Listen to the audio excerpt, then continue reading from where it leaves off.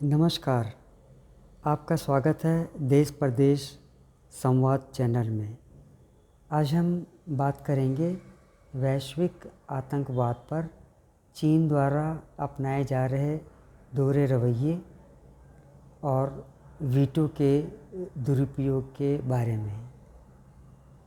चीन एक बार फिर पाकिस्तानी आतंकियों के लिए फरिश्ता बनकर सामने आया है। पाकिस्तानी आतंकी अब्दुल रहमान मक्की को सुरक्षा परिषद की वैश्विक आतंकी सूची में डालने के लिए भारत और अमेरिका के किए कराए पर चीनी टेक्निकल होल्ड या फिर वीटो ने पानी फेर दिया है। एक लंबी दास्तान है चीन के इन कुटिल चालों की। पहले भी ऐसे वाक़े देखने में आए हैं जब चीन ने भारत और उसके सहयोगी देशों के प्रयासों को टेक्निकल होल्ड के द्वारा विफल कर दिया है। जैसा कि आप जानते ही हैं, अमेरिका ने अरसा पहले मक्की को आतंकी घोषित कर दिया था। नवंबर 2010 में उसे स्पेशली डेजिग्नेटेड ग्लोबल टेररिस्ट घोषित करते हुए उस पर $20 लाख का इनाम अमेरिका ने रख दिया था। मक्की की एक और खूबी जाने रहिए। जनाब 26/11 के मुंबई हमले के सूत्रधार और लश्कर तैयबा के सरगना तथा ISI के चहेते हाफिज़ मोहम्मद सईद के बहनोई हैं। 26/11 के मुंबई हमले के लिए लश्कर तैयबा को भारत जिम्मेदार ठहराता आया है। इन हमलों में 175 निर्दोष लोगों की, जिनमें कि विदेशी नागरिक भी शामिल थे,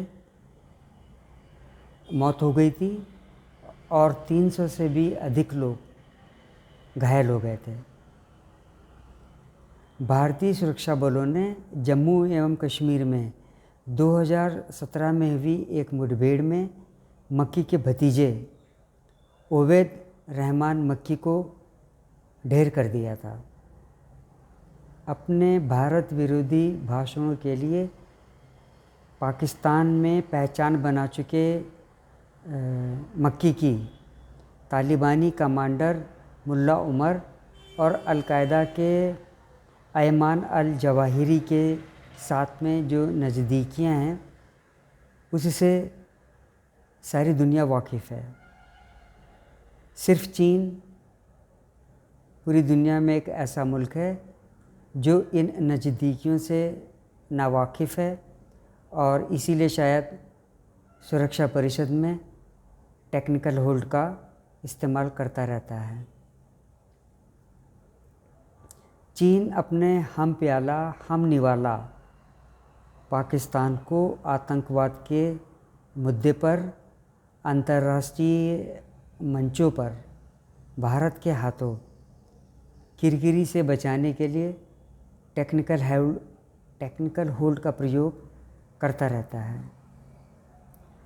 टेक्निकल होल्ड के नाम पर लगातार 2 साल तक संयुक्त राष्ट्र सुरक्षा परिषद के प्रतिबंधों से चीन जो है मौलाना मसूद अजहर को जो बचाने की कोशिश करता रहता था, वो कहानी तो बहुत पुरानी पड़ चुकी है। गलवान घाटी के संघर्ष की दूसरी वर्षगांठ के अवसर पर चीन की मेज़बानी में ब्रिक्स देशों के राष्ट्रीय सुरक्षा सलाहकारों की जो एक आभासी बैठक हुई, उसमें चीन ने ब्रिक्स देशों को आतंकवाद के मुद्दे पर सहयोग करने का पूरा पूरा भरोसा दिलाया था। चंद घंटों के बाद में ही संयुक्त राष्ट्र की सुरक्षा परिषद में चीन ने मक्की के मसले पर टेक्निकल होल्ड लगा दिया, यानी कि जिसे आम बोलचाल में वीटो कहते हैं। चीन के द्वारा टेक्निकल होल्ड का ये जो दुरुपयोग है वो एक राजनीतिक रूप लेता जा रहा है और चीन का ये जो नकारात्मक रवैया भारत के खिलाफ रहा है इसकी गवाह पूरी दुनिया है। चीन भारत के खिलाफ में जो नकारात्मक रवैया अपनाता रहा है उसको चाहे कोई और समझे न समझे, भारतीयों को तो समझना ही होगा। आप उनकी निर्लज्जता का अंदाज़ा चीनी विदेश मंत्रालय के जो प्रवक्ता हैं उनके वक्तव्य से लगा सकते हैं। उन्होंने टेक्निकल होल्ड पर क्या कहा। चीनी विदेश मंत्रालय के प्रवक्ता वांग वेनबिन ने कहा कि मैं ये कहना चाहूँगा कि चीन आतंकवाद के सभी रूपों का विरोध करता रहा है। सुरक्षा परिषद की 1267 समिति में हमने की जाने वाली कार्रवाई में हमेशा संबद्ध प्रक्रिया और विधि विधानों का पालन किया है।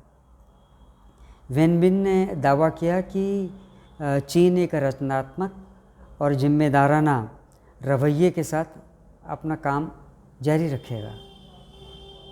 आपको याद दिला दूं, गाहे बगाहे पाकिस्तान में कुछ विद्रोही तंजीमों के द्वारा चीनी नागरिकों पर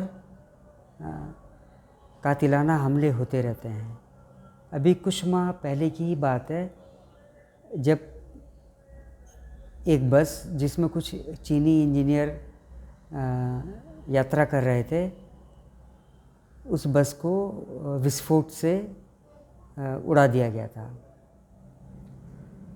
इस विस्फोट से तिलमिलाए चीन ने पाकिस्तान से कहा कि आप इन आतंकियों को तुरंत पकड़िए, यदि आप ऐसा नहीं कर पाते हैं तो हम अपनी मिसाइलों के साथ आएंगे और इन आतंकियों पर अटैक कर देंगे। वहाँ के एक न्यूज़पेपर है जिसका नाम है ग्लोबल टाइम्स, उसने तो यहाँ तक कह दिया कि जो पाकिस्तान है उसकी काबिलियत पर हमें संदेह है कि वो आतंकियों को वाकई में पकड़ पाएगा, इसलिए हमें अपनी मिसाइल के साथ साथ स्पेशल फोर्सेस को भी भेज देना चाहिए इन आतंकियों को पकड़ने के लिए। और दूसरी तरफ भारत चीन के साथ में लगातार ट्रेड करता ही जा रहा है। एक और पाकिस्तान है जहाँ पर के लिए हम कहते हैं कि ट्रेड और टेरर साथ साथ नहीं चलेंगे, लेकिन चीन के साथ में ट्रेड और एग्रेशन दोनों चल रहे हैं और ये ट्रेड सरप्लस भारत के विरुद्ध है। 2021-22 के वित्तीय वर्ष में एक चीनी आंकड़े के अनुसार लगभग $130 बिलियन का भारत और चीन में व्यापार हुआ था।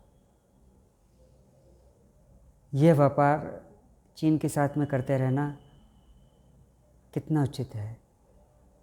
आज के इस अंक में बस इतना ही। आपसे अनुरोध है कि आप मेरे इस चैनल को देखिए, साझा कीजिए और हाँ, मेरे साथ जुड़े रहिए। मेरे चैनल को सब्सक्राइब करना मत भूलिए। जय हिंद।